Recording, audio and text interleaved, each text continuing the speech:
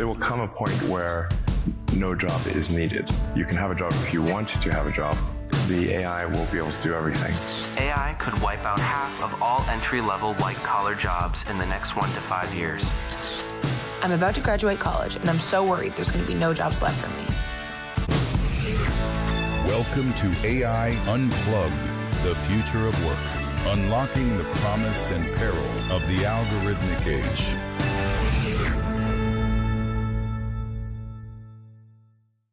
Our guest today is Brian Deese. Brian, you have had the most extraordinary journey. You're trained as a lawyer. You've been in the private sector working at BlackRock and leading their sustainable investing strategy. You've been in senior policy positions in the Obama and Biden White Houses, including leading a whole bunch of industrial policy. How'd you find your way through that journey and into those incredibly interesting assignments? And we'll talk more about them specifically in a minute. Well, if I gave you a coherent answer to that question, I would be lying. The short answer is a lot of good timing and a reasonable amount of hard work. I got into the economic policy space in large part by getting caught up in the issues involved in the 2008 presidential campaign when I was in law school at the time. Came close to finishing law school, but thought that the fact that the global economy was melting down was a higher purpose, and followed then Senator and President-elect Barack Obama into the White House, not expecting that I would spend more than a year there, and ended up spending 8 years. Well, I just want to get right into the AI. In the Biden administration, you were very involved in structuring investments in semiconductors, infrastructure, clean energy. How do you see AI fitting in a modern industrial strategy? Well, look, I think you can't have a industrial strategy or an economic strategy today without having AI sit at the center race. So if you think about semiconductors, they are building blocks and inputs into the compute and the data centers and the capacity that we need to win on AI.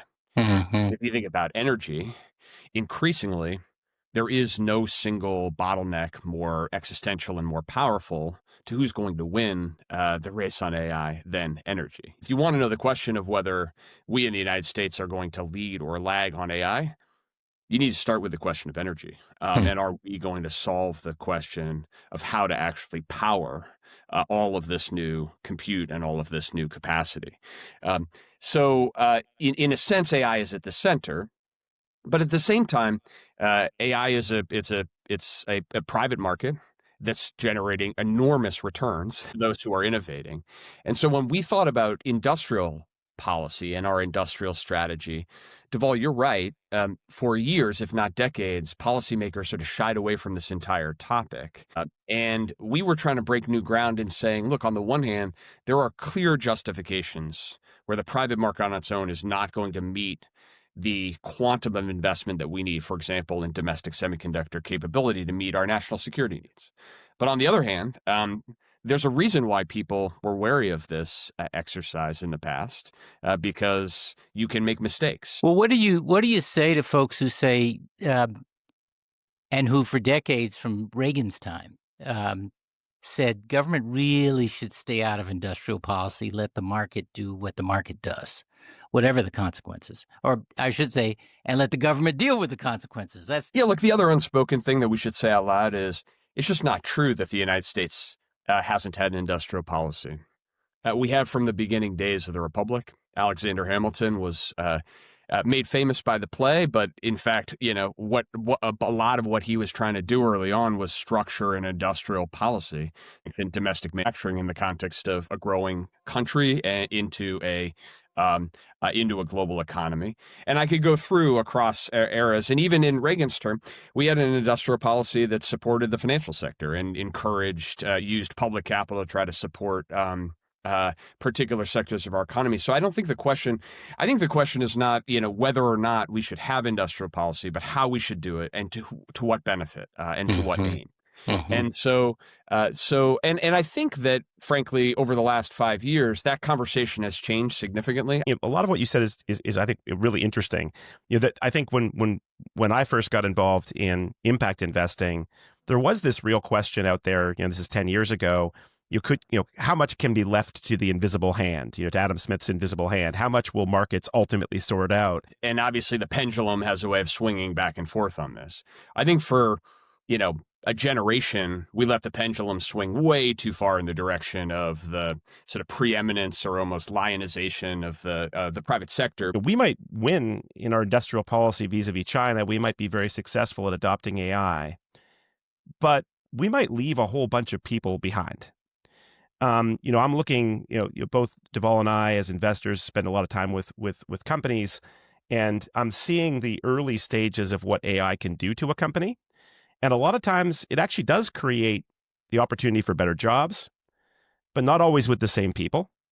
And in many cases, fewer higher paid jobs as opposed to lots of, relatively low paid work that can be automated away. And one could argue the invisible hand, that would be, that's great. That, creating more good jobs is great, and automating monotonous tasks is also great. But we saw during the years with all the outsourcing and offshoring, we saw how many folks got left behind. Are you worried about that when you think about AI and its potential to change the workforce? Absolutely. I think if you're not worried about that, you're not paying attention. I want to pick up, Warren, on what the last thing you said, which is the sort of echoes and the similarities to the period we're in now and the period of the late 90s and early 2000s when we were really focused from a policy perspective on globalization.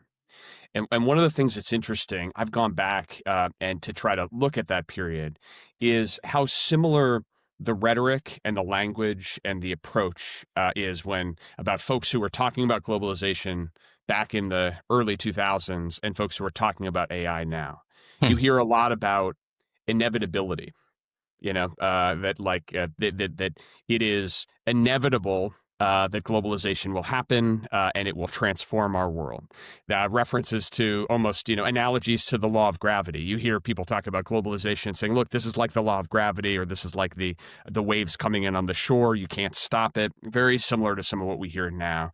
And also this sort of inevitable positivity that inevitably this is going to lead to just much greater human flourishing, much greater innovation, much greater opportunity, and that while of course there will be downsides, anyone who is prepared to stand in the way of that inevitable awesomeness is somehow losing the thread or missing the beat, right? And it's interesting, if you look back in the early 2000s, it wasn't just business leaders who had that. Those who had the immediate economic gain associated with globalization and, for example, bringing China into the WTO, but also policymakers, thinkers at the time. Kofi Annan and Tom Friedman sound very similar if you go back and you listen to what they were saying during that period. And so one of the things that worries me, Warren, is actually that we don't make the same mistake in our basic framing of this AI challenge, which is, I personally believe that there is much more opportunity than there is in risk in embracing AI as a technology. But I think it would be a big mistake for us to fall into that same framework, which is there is so much inevitable awesomeness to come from AI that the whole conversation around, okay, well, what do you do about the downsides, feels like you're sort of raising the downer issue when the core question, you're the skunk at the garden party. You're the skunk at the garden party, as opposed to the party is our own lives and nourishing. And we should be asking the question about what is it that we want AI to empower and enable as a society? And we should be projecting the sense we do have agency around that. Yes, there are technological forces that feel seemingly inevitable. But if this is implemented in a way that 80% of the population is disgruntled and discontented, trust me, we'll end up not going down that path. It'll just be ugly and not straightforward. And look, we're living through some of that right now. So I worry about it, Warren, and we'll get into the policy pieces of it. But even for me, in some sense, the most important thing is that we frame the question right. We ask the question right on the front end, because, and I think the good news and also the risk is that we've had an era like this not so long ago, about 25 years ago. Obviously, very different circumstances and different stakes, but I do think that a lot of the framing of the question around globalization led to a constrained policy response, where it really was, Deval, it was really like the skunks just spent time on trying to solve the distributional consequences, and the conversation around trade adjustment assistance was like not what was happening at the cool kids table. That was like, oh, that sounds kind of like that sounds a little like a bummer. And I think we have an opportunity with AI to actually ask the question differently. And Brian, is the right way to ask that question the way you just phrased it? What can AI do for us, and how do we make sure it's doing that rather than other things? Is that the right question? And does that question sufficiently capture the sort of risk of collateral damage here? That AI could do lots of good things, but still leave lots of folks behind. And I really want to get into that because I think that right now, I don't see a lot of policy solutions. People talk about universal basic income. People talk about some other stuff, but the practical consequences of the sea change that I think is coming in the next 3 to 5 years. I don't know. First of all, I don't know whether UBI is the right answer. But even if it were, I'm not even sure we'd get there based on kind of the level of dialogue today. Yeah. Look, I think the policy conversation around how to I won't fall into my own trap, not how to deal with AI, but how to harness AI to actually deliver the society we want, deliver the outcomes that we want, is the charitable way of saying it is it's in very early innings. Less charitable is nobody's got any good ideas. but I'll stay that at front because I want to try to at least advance some of them in this context. I think a lot of the ideas that you hear in response in the AI conversation, particularly around AI and workers, I think have the challenge of they're either too big or they're too small. So you hear people talking about like universal basic income on steroids, where you're basically sort of providing, and not just a basic income, but providing, taking people out of the capitalist economy altogether. Put aside whether it's a good idea, I don't think it is. I think that most people are motivated to work and contribute, not simply because of the paycheck, but because of the dignity that comes from the work that you do and that it affords you in society. And we see that when people lose that dignity, they lose a lot more than just the paycheck. And a lot of why we have challenges around domestic violence and drug use and broken families comes not just from I can't put food on the table, although that is the key stressor. It's that I've lost something about myself that is important. But so the UBI conversation, I think, is probably both wrong, but it's also way too big. I mean, it's sort of, to actually answer the call would be like a complete reordering of our American capitalist society, which I think is both not a good idea. It's both infeasible. I don't think it's advisable, but I also think it's infeasible.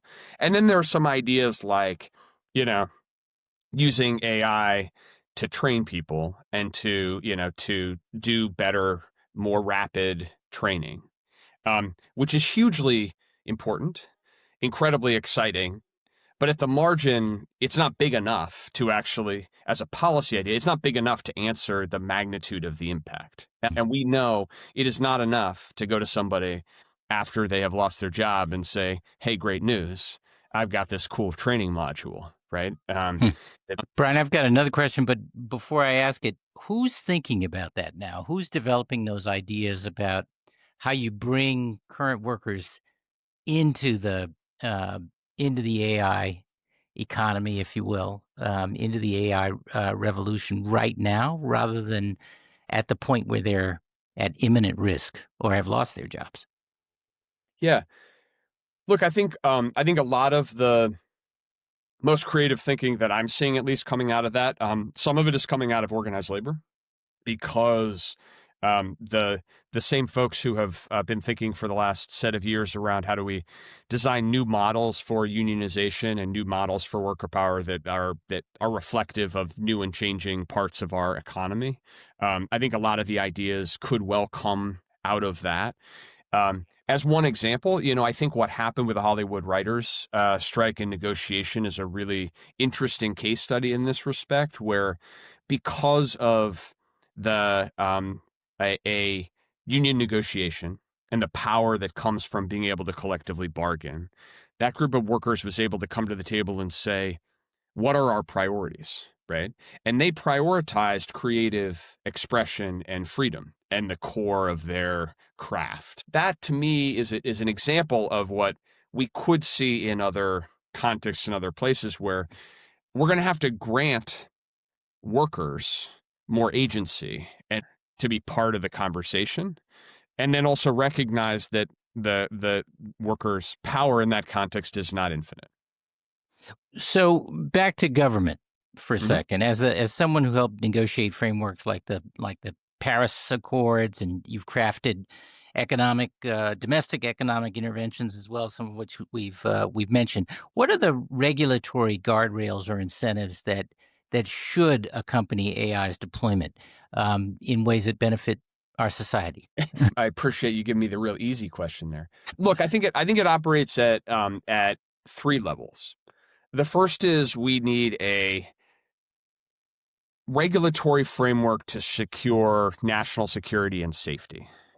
And AI, both its development and its diffusion, create very high order national security and safety and privacy concerns. And that is a legitimate exercise of the government's regulatory authority to step in and say, we need to have a framework. Within that, lots of big questions, lots of controversy, but we do need a national framework for security and safety, which is basically regulating in particular, the large language the large models at the innovative edge, like the frontier edge. So that is one.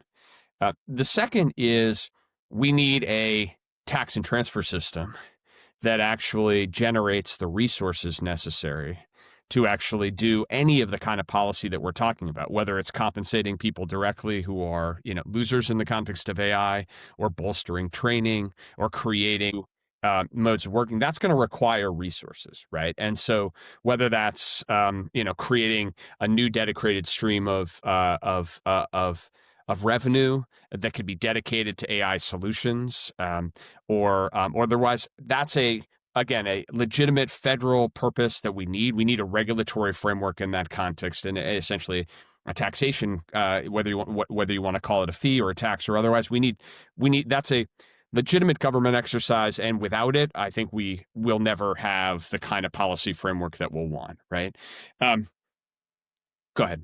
No, please finish your thought. No, and then the third is we need a framework of investment and incentives to try to encourage the kind of outcomes in the private sector that we want. And so whether that's in the context of supporting worker bargaining and power so that workers and employers can come to negotiated outcomes, or it's an entirely reimagined training construct that gets to people early on, or it's experimenting with things. One of the policies that I think from a polling perspective, and Deval, you'll appreciate this, is the most salient, that when people are asked what is it that they want greater notice and greater advance. They say, if there are going to be AI related layoffs in the context of my job environment, I want to know that 9 months or 12 months in advance. Is there international coordination that you can foresee around models like the Paris Accords or trade deals, and how might they affect workers globally? I think the better analogy in the international context is around nuclear non-proliferation. Okay. And it falls in that first category of national security, where I think it's hard to, given the stakes and the upside associated with frontier model development. I think the likelihood of a kind of collective action to constrain is sort of constrain ambition is hard. I think that more credible, and I think we are moving in this direction slowly and haltingly, is if we get sufficient recognition that there is an equivalent to mutually assured destruction in the context of the deployment of AI capabilities or AI-enabled capabilities, then that could create a framework of deterrence that could lead to, a sort of shared international framework. I mean, as an aside, is the first explicitly political point I'll make on this. We are unbelievably hamstrung in our ability to do that today because we are burning alliances all over the place and spending our diplomatic capital on things that I would argue matter a whole lot less than trying to figure out how to get a framework like that in place. And Brian, you've talked about both the opportunities and limits for government. You also spent a bunch of time leading sustainable investing at BlackRock. What role do you think principled investors can play in this conversation? Is there a role for investors to help drive corporations in a certain direction? I think it's an enormously exciting topic and prospect, because if I think about AI in incredibly oversimplified terms, you've got the 10% of AI that is on the cutting edge innovation. The frontier models and the innovation and the race toward AGI, general intelligence. That's the 10% innovation. The 90% is integration, which is the actual taking of tools and building them into workflows and business processes. And for anyone who has spent any time in this space, the 90% most of the time doesn't feel like cutting edge innovation on the edge of, new discovery, right? In many cases, it feels like the grind of, okay, I have a new tool that will make us incrementally more productive, but I got to figure out how to bring people along, and I got to figure out how to bring my customers along, and I have to meet people where they are. And that landscape creates extraordinary opportunity, I think, for people who want to invest to advance ideas that are going to be profitable, but are also going to help solve practical problems in people's lives with a focus on workers, with a focus on better outcomes for communities, and the space to make significant money doing that.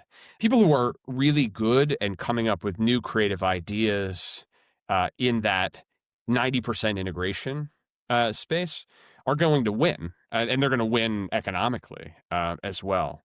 And Brian, is the same true when you think about sort of green investing? And could you say a little bit about what you're doing now in that regard? So I think that when I shift to energy, one of the things that is exciting and also daunting is just how much power we are going to need if we're going to get any of the big things right that we're just describing. Yeah. We all, in my adult lifetime, in the US at least, we've lived in a period where we have not really increased our aggregate demand for electricity. We've gotten much richer as a country. We've grown GDP very significantly, but we've done it basically by using the same amount of electricity. That era is over. We are shifting into a period where for the next generation, we're going to need more and more electricity as a country. We're going to need it to fuel data centers, to fuel AI, but frankly, we're going to need it to shift the entire economy to an electrified state, not because of climate change, just because technology is advancing. If we can find solutions to that problem, we will unlock one of the biggest societal challenges that we're facing today. And solving those problems has a huge economic return if you get it right. And to what extent should the AI industry be responsible themselves for addressing this energy issue? So I think that they need to be accountable for playing the role that they should in the system. But as Warren, well, like the energy system in the US and the electricity system in particular is broken in many ways. And it's not just the hyperscalers. The hyperscalers alone can't fix that, nor are they, uniquely accountable for that. I think my hope is that what this pushes us toward is a reckoning where we've had an antiquated model of how utilities work in the US, where the only way that they can make money is by building a new power plant and rate basing that power. And now we have technology and capability to solve the problems we need in our electricity system in so many other ways. We can add batteries to the existing grid in a way that meets the same peak power demand for dramatically less cost. We have ways of connecting existing sources of generation at businesses and homes all around the country, connecting them with technology and meeting peak demand at much lower cost. And the hyperscalers need to come into this game and say, we're prepared to pay more. And they should have to pay more. They should have to pay a premium for faster, cheaper power if they are going to be the beneficiaries of that. But equally, the pushing progress of saying, we want a solution that is not just involve doing it the old way of overbuilding power plants to meet peak capacity, but by using technology and using innovation to solve this problem in a uniquely American way. And the global stakes to bring this back are really significant. They're also going to have to pay a premium, and they should pay a premium if they're going to be the beneficiaries of that faster, cheaper power.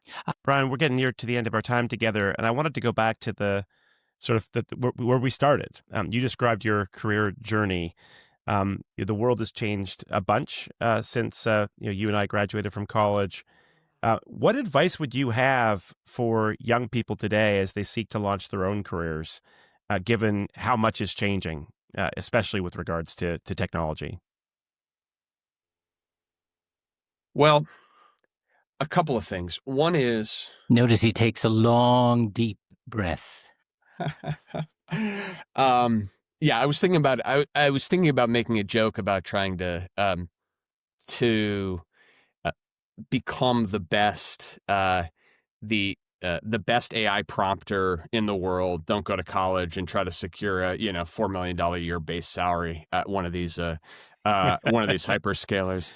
That sounds like good advice. Well, that sounds like good advice. Yeah. But it's funny. I appreciate you pulling that on me because there's probably an element of good advice there, but I actually think more fundamentally, we know there are a bunch of things we don't know, but there are things we do know, which is that the skills that are going to be rewarded the most in this deeply uncertain economy are around the ability to quickly and effectively absorb information, being resilient, being capable of working in teams, having the capacity to interface not just with bots, but with humans and bring people along. And those are skills that are the most transferable, the least commodifiable, and they're also core to being a happy human across time. And so I would say, keep an eye on that. The second thing that I would say is do not lose the sense of idealism and do not get pulled down by cynicism. That is incredibly hard in the world that we're operating in today, politically and with social media and otherwise. But I say that in the context also of having someone who's now done multiple tours of public service and recognizing how hard and challenging that space is, but also how impactful and important it is for people who are coming out of the next generation to not discard or not lose faith in the idea that you can have impact by serving in whatever way you choose to do so, by serving your country, by serving your community, by serving the people and places that you operate in. Amen. I mean, I'm sorry, Warren, but I just have to say, to be reminded from time to time that all of the challenges we face, we made, and they're not beyond our capacity to care about or to solve, I think is incredibly important in this moment in particular. Absolutely. Brian Deese, thank you for your service, and thank you very much for joining us today. Thank you both. It was a lot of fun. Well, Deval, what a fantastic discussion with Brian Deese. I Always is. I felt like one thing that really stuck with me from his comments is this idea of inevitable awesomeness, narrative out there that what's happening with AI is inevitable. It's inevitably good, and anyone who sort of says anything, even questions that, is somehow standing in the way of progress, is some kind of a Luddite. And I must say, that narrative has echoes back to other workforce transformations that have happened in history without maybe enough planning, without enough cushioning of the effects. And so I was really happy to hear him sort of bring that up in such a catchy way. Yeah, I thought he was great in that way, and it's a reminder that we have agency, that AI is not destiny, it's design. We can make choices, and frankly, the more of those who may be affected, who can be involved in the choices, probably the better. And I love this idea of trying to engage the folks who some just see as, replaceable, but really engage them in how to sort of understand the real essence of the job, and frankly, how the job can be enhanced and augmented by AI rather than just replaced. One of the things I love about you is you do see the world more glass half full, but one of the things that we've seen time and again with AI is it is concentrating power farther and farther up the chain. And you can imagine a world where there's fewer and fewer people controlling more and more robots. Are we kidding ourselves in thinking that it's design, not destiny? It feels like the power dynamic is structured in such a way that it's going to be hard to shift. Well, to me, we'd be kidding ourselves if we didn't acknowledge that the power dynamic is already shifting. You might argue it's always shifted in favor of those already in power. But frankly, I just don't believe that AI is going to be as meaningful a substitute for people if it doesn't engage the wisdom and experience of the people it would presumably substitute. And I'm thinking most especially people in service industries, but also many people in professions as well. That's the first thing. The second thing is, I think we're going to have to break some of the paradigms that we've assumed about the kind of business and economic capitalism we've pursued. And I say this as a capitalist, not a market fundamentalist, because I don't think markets solve every problem in everybody's life just in time. But I do believe in the essential competitiveness that underlies capitalism and the value of that, and that there is benefit that should be harvested by those who are creating capital and capital opportunities. I just think that workers also create capital opportunities, and so ought to have a chance to contribute and to benefit in the upside. So I'm in search of leaders who are convening all those voices, Warren. I'm in search of the AI leadership who are acknowledging or are willing to acknowledge the contribution of the meek as well as the mighty in building a stronger AI future, and sharing some of those gains. I'm very, very interested to find them as we expand this podcast and expand our own understanding. Well, we can both agree on that. The conversation is absolutely worth having. So now let's turn to the news. Japanese political party taps AI bot as leader. So, Deval, according to Channel News Asia, an upstart Japanese political party thinks it has found an elegant path to electoral success and rational leadership. The Path to Rebirth Party said it will install an artificial intelligence system as leader. The new leader will be AI. Koki Okamura, a party leader and doctoral student of AI research, told a recent news conference. The party's maverick founder, a human, quit earlier this year. Good grief. Has that vote happened? No, apparently it has not happened, although there has been a similar situation in Cheyenne, Wyoming, when Victor Miller, a 42-year-old librarian, ran as a mayoral candidate. But unlike other candidates, Miller said he did not have any policies of his own. He simply said that he would defer all major decisions as mayor to an AI bot and do what the bot told him. Now, in that particular instance, voters were not sold. Miller won just 327 votes out of 11,000 votes cast. But he got some votes. But some of those votes, I will bet, were, as they say, protest votes. An awful lot of folks in elective office who want to have these jobs but not necessarily do them. I was interested that in the article from Japan, you talked about an assurance that there would be reasonable leadership. Yes, we would like that, but I would like leadership that's wise.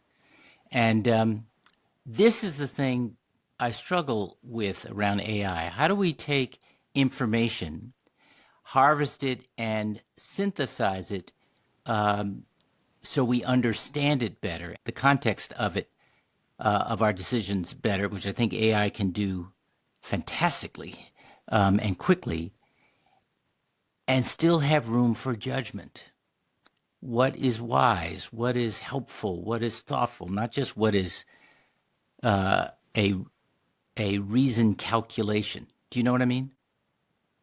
There's something about the human in the loop when it comes to political leadership or frankly, any other use of AI that is very much on my mind and heart. Well, how long do you think it'll be, Deval, before we have an AI bot president of the United States?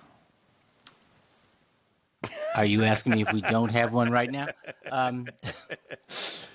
Yeah, I don't know the answer to that. Well, in any How long case, do you think it'll be before you have an AI bot co-host? well, that would be a major downgrade, no matter how good this stuff gets. In other news, big spenders. So for the first time ever, according to Fast Company, AI infrastructure building now contributes more to U.S. GDP growth than all consumer spending combined.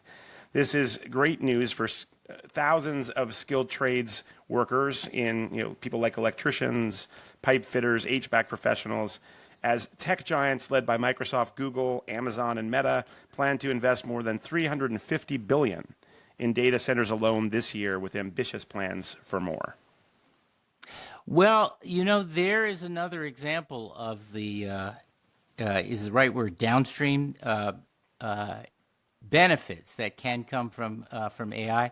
I'll tell you one other that we ought to be thinking about, and that's energy production, right? Because there's a tremendous amount of power that data centers demand, and some of that power can come and ought to come from alternative energy, from solar and battery storage and wind, where that makes sense even.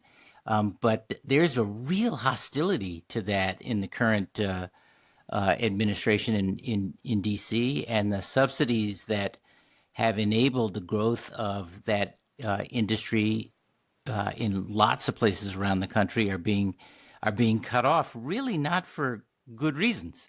So I worry about that, because that's another way to think about how we expand opportunity as we also enable the growth of AI.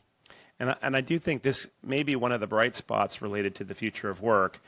Skilled trades professionals are in short supply even today. Right. Last time you tried to get an HVAC person to come to your house, I don't know how long that took, but I think generally speaking, that's a labor supply constrained industry where good training, AI facilitation of diagnostics, these are things that can actually expand the capability of those individuals, and I think they're going to be in really high demand. As you say, the electrical grid in the United States needs a major upgrade. Just about everything are doing with electric cars requires putting a battery and a charging system in your house. Electricians are in majorly short supply, and so one of the things I know we'll talk about on this podcast more is the advice that we'd give to our children. But I think one piece of advice is skilled trades isn't a bad place to be right now. That's right, and it's a good wage too. It sure is, especially with lots of private equity folks chasing after small companies in those spaces. In other news, the Wall Street Journal reports that Walmart CEO Doug McMillon has issued a wake-up call. He says that AI is going to change literally every job. Now the country's largest private employer is making plans to confront this reality. McMillon says it's very clear that AI is going to change literally every job. This is one of the most pointed assessments to date from a big company CEO on AI's likely impact on employment. His remarks reflect a rapid shift from just months ago in how business leaders discuss the potential human cost of technology. Companies including Ford, JP Morgan Chase, and Amazon have bluntly predicted job losses associated with AI. I hear that. I read that. I sure wish folks would give us more color about what it is they're talking about. In the case of Walmart, as you say, he says it's going to change every job. At JP Morgan, they're talking about eliminating jobs. But what jobs? What are we talking about? Are we talking about jobs at the sort of bottom of the pyramid? We're talking about jobs in between. We're talking about jobs at the top. We're talking about layers of bureaucracy and simplifying and streamlining. And I think the answer is no one knows really just yet. But we are. It's coming. Yes, I'd rather have leaders tell us how it's coming, so we can start to think about how we adapt to that, prepare for that, and in a more thoughtful way, instead of everybody just being on edge that they're going to be replaced by a bot. Well, hopefully inside some of these companies, they have clear plans. And if they do, I do think it's going to be helpful to start getting out there and describing them, because the anxiety has to be tough to manage. And I think it would be great. You know what? Speaking of guests on the show, why don't you reach out to the CEO of Walmart, the CEO of JP Morgan, and ask if they'd come on and talk about what they're seeing and what they're planning. I think that's a fantastic idea. Yeah, it's changing my work right now. I use AI in all kinds of new ways I hadn't thought about. I'm building my own practice in asking, open-ended questions of AI that require a lot of data, and it's saving a lot of time. I will say I still have to check for accuracy, and I'm still learning how to prompt the AI properly so I get the sort of answers I need. But here's one other thing, and I'll bet that's true of you, Warren. I'll bet that's true of you. Using it in all sorts of ways you hadn't, and you're learning as you go, because that's part of it, right? It's iterative. You gotta practice with it. But here's one thing I'm mindful of. AI is based on information that we have and that is backward looking.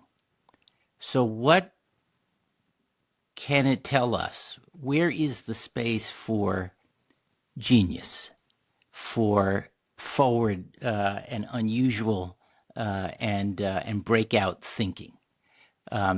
It can set the table for us, but is it always going to give us the answer? Do you know what I'm saying? And I'm really curious about how it is we don't limit ourselves to information and to habits, not all of them, in our present and in our past, rather, so that as we go into the future, we're leaving room for breakaway thinking that just makes all of us better. I think there's a philosophical question embedded in that, which is, to what extent is genius just derived from past experience, or to what extent does it sit outside the machine in some way? Because you can imagine the algorithms finding a way to replicate that at some point, although it clearly hasn't happened yet. But I have a more important question. What does Diane and the kids think of your sort of embracing AI in the way that you have? Are they surprised by this? I don't tell them.